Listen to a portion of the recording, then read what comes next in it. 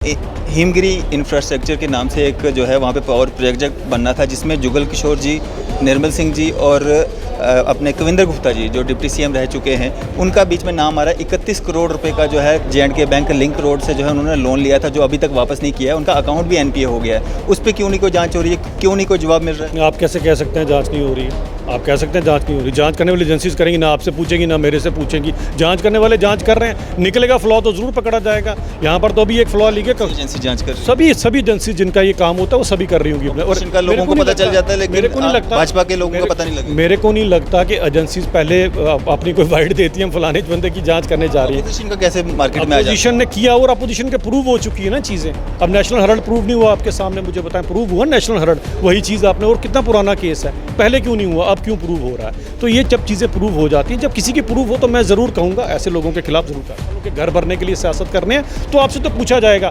मेरे पब्लिक का, मेरी दुनिया का, मेरे लोगों का, 138 करोड़ लोगों का कोई 1 रुपया भी खाएगा तो हम तो पूछेंगे जी उससे। भाजपा के जब मंत्री रहे हुए लोगों पे सवाल उठते हैं, उन पे क्यों नहीं रेड्स होती है, उन पे क्यों नहीं पूछताछ होती है? आपको क्या लगता है नहीं होती है? होनी चाहिए।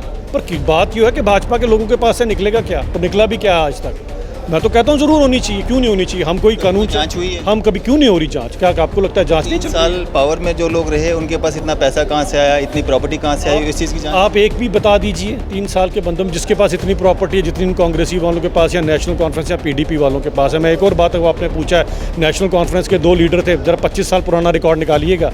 नेशनल कॉन्फ्रेंस के लीडर को 25 साल पुराना रिकॉर्ड, ज़्यादा दूर नहीं आपने जाना है।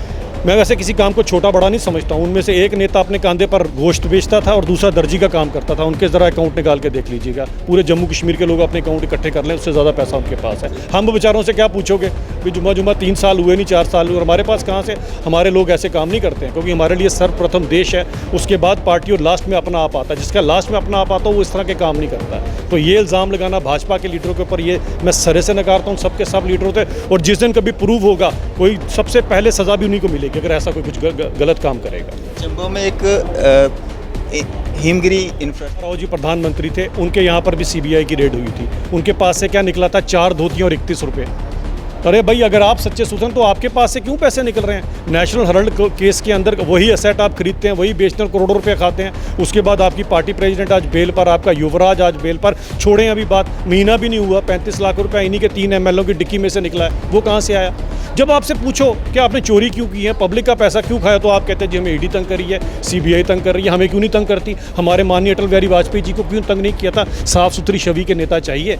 मोदी जी जैसे नेता चाहिए जिनके पास ही कुछ नहीं है, जो होता है दे देते हैं, लोगों को ही दे देते हैं। इस तरह से आज सियासत होती है। वो सियासत चली गई। आपने अपने परिवार के और परिवार वालों के घर भरने के लिए सियासत करने हैं, तो आपसे तो पूछा। आज बातचीत में मौजूद हैं अभिजीत सिंह जसरोटिया जी, जो कोई स्पोक्स पर्सन हैं भाजपा के। सर, स्वागत है आपका न्यूज़ 7 इंडिया। धन्यवाद जी। अभिजीत जी, जिस तरह से कल देखा आपने किस तरह से जो है गुलाम नबी आज़ाद, जो कांग्रेस के काफ़ी सीनियर नेता, और जब तक कांग्रेस पावर में रही, पावर में आज़ाद साहब भी रहे, लेकिन जब सबसे ज़्यादा ज़रूरत थी कांग्रेस को आज़ाद साहब की, तब उनके द्वारा जो है वहाँ पे रिज़ाइन दे दिया गया, और उसके बाद एक लंबी लाइन सी लग गई उनके पीछे, जो है लोग रिज़ाइन दे रहे हैं। कैसे देखते हैं इसको? नहीं, ऐसी बात नहीं। मुझे पता नहीं क्यों लोग इसको पावर से जोड़कर देख रहे हैं। 15 अगस्त तक तो आज़ाद साहब इनके साथ ही खड़े थे, तिरंगा लेकर इनके साथ खड़े थे। लेकिन एक इंसान की एक सफोकेशन की एक लेवल होती है, आप किस हद तक उसे सफोकेट करेंगे? कितने बड़े महान नेता जो हमेशा आपके साथ खड़े रहे, और मुझे लगता है कॉम्पिटेंट आदमी इनकॉम्पिटेंट के नीचे ज़्यादा देर तक काम नहीं कर सकता। और आज़ाद साहब के बाद मैं कहूँगा कि गुलाम नबी साहब ने कांग्रेस की गुलामी से आज़ादी पा ली। आप ये चीज़ समझे, क्योंकि कहीं ना कहीं जिस तरह की रणनीति और जिस तरह की राजनीति से आज कांग्रेस देशद्रोह की कगार पर चल चुकी है। आज आप देखें, कोई भी काम भारतीय जनता पार्टी सही कर रही है तो कांग्रेस का सिर्फ एक ही 1 पॉइंट एजेंडा है कि वो काम ना देखें, वो क्या गरीबों के लिए हो रहा है, किसके लिए हो रहा है, सिर्फ इसकी उन्होंने मुखालफत करनी है। जब आप इस तरह की ओछी राजनीति करेंगे तो कोई आपके साथ क्यों रहेगा? और केवल आज़ाद साहब ही नहीं, आप आज़ाद साहब क्यों देखते हैं? आज़ाद साहब से पहले भी तो कितने लीडर हैं जो कांग्रेस को छोड़कर आए, और एक ही कारण से छोड़कर आए। वो कारण क्या है? वो कारण है क्योंकि मैडम सोनिया गांधी ने जो गंधारी की पट्टी बांध कर रखी है, उनको वो दिखता नहीं है। अब मैडम सोनिया गांधी ने गंधारी की पट्टी बांधी होगी, कुछ कांग्रेसियों ने बांधी होगी, गंधारी की पट्टी सभी थोड़ी ना बांध रखी है। और अब कांग्रेस ये चाहती है कि 138 करोड़ भी सारे के सारे लोग हैं वो गंधारी वाली पट्टी बांध लें, हमारे उस युवराज को ना देखें, उसकी नाकामियों का ना देखें। इस तरह की जब आप राजनीति करेंगे तो फिर आपका यही हाल होगा। अभिजीत जी, जिस तरह से भाजपा के नेताओं के बयान भी आ रहे हैं कि पूरे भारत में, जिस तरह से एक स्लोगन भी लगा था कि कांग्रेस मुक्त भारत, तो क्या ये शुरुआत है? देखिए, कांग्रेस मुक्त भारत, कांग्रेस अपनी मुक्ति के लिए खुद ही जिम्मेवार है। कांग्रेस का तो वो भस्मासुर वाला हिसाब है जो अपने सिर पर खुद ही हाथ रखकर बैठी हुई है। कांग्रेस ने ये सेल्फ डिस्ट्रक्टिव मोड शुरू कर दिया था। आप समझ लें कि पहले इन्होंने एक प्रधानमंत्री बनाया जिस प्रधानमंत्री को सोनिया गांधी जी पीछे से रिमोट कंट्रोल से चलाती रही। आप सोचिए कि वो इतनी पवित्र जगह है लाल किले की जहाँ से हमेशा भाषण दिया जाता है, वहाँ पर मनमोहन सिंह जी सोनिया गांधी का नाम ले रहे हैं। आप खुद सोच सकते हैं कि किस हिसाब से कांग्रेस ने राजनीति को कहाँ कितनी निम्न स्तर पर पहुँचा दिया गया है। कांग्रेस की रणनीति और राजनीति ऐसी रही। अब सोशल मीडिया का ज़माना है। 2014 के बाद हर एक चीज़ बदल गई। लोग पूछते हैं 70 साल का जब कांग्रेस का रिपोर्ट कार्ड निकालते हैं और 7 साल का हमारा रिपोर्ट कार्ड निकालते हैं, मोदी जी की अध्यक्षता में जो देश ने तरक्की की है, लोग पूछते हैं भाई इनके पास ऐसी कौन सी जादू की छड़ी थी, इन्होंने 7 साल में वो कर दिया जो अब 70 साल में नहीं कर पाए। क्योंकि कांग्रेस के लिए केवल एक ही परिवार देश है और हमारे लिए पूरा देश हमारा परिवार है। इसी कारण कांग्रेस का आज ये हाल हो रहा है। अभिजीत जी, जिस तरह से भाजपा, जिस तरह से आप 7 साल के जो कार्य गिनवा रहे हैं, अभी एक कार्य जो है आपने एक नया किया हुआ है, जो 25 लाख वोटर्स आप बाहरी राज्यों से यहाँ पे उनको हक दे रहे हैं यहाँ पे वोट करने का, उससे क्या जम्मू कश्मीर का उत्थान होगा? सबसे पहले तो आंकड़ा ही मुझे लगता है कुछ शायद किसी को गलत होगी। सबसे बड़ी बात यह थी बाहर का कौन और अंदर का कौन। आप मुझे बताएं, क्या जम्मू कश्मीर के लोग बाहर जाके वोट नहीं डालते? पुणे, बेंगलोर, मुंबई, कहाँ पर नहीं डालते हैं? तो बाहर का कौन, अंदर कौन? हम तो एक भारत श्रेष्ठ भारत मानते हैं, सभी को एक भारत श्रेष्ठ भारत मानते हैं। इसमें क्या वो बेचारे वेस्ट पाक रेफ्यूजीज़ और बाकी रेफ्यूजीज़ वो बाहर के थे, उनको तो कांग्रेस ने 60-70 तक बाहर अपने ही देश में एलियन का उन्होंने जीवन यापन व्यक्त किया, जिया है।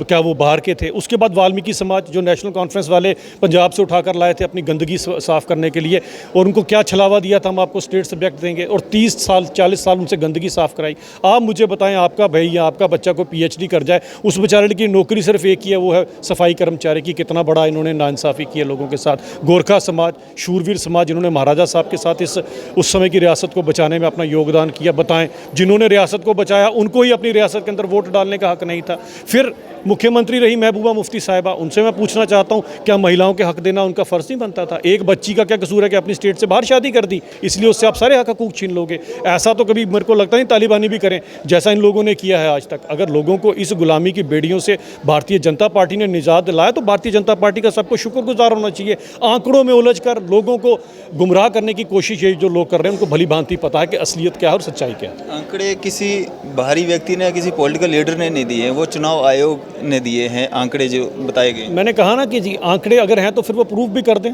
सबसे बड़ी बात तो आप समझ सकते हैं, अब तो खैर पहले करोड़ सवा करोड़ की हम जम्मू कश्मीर थे, अब तो उससे भी कम हो चुके हैं, तो इतने कहाँ से आएंगे? पहली बात तो यही आती है। उसके बाद अगर हैं भी हैं, मैं कहता हूँ 1 मिनट के लिए, कौन होंगे? वाल्मीकि समाज, रेफ्यूजीज़, वेस्ट पाक रेफ्यूजीज़ होंगे। 18 साल से ऊपर जो बच्चे हैं, क्या उनको हक नहीं है वोट डालने का?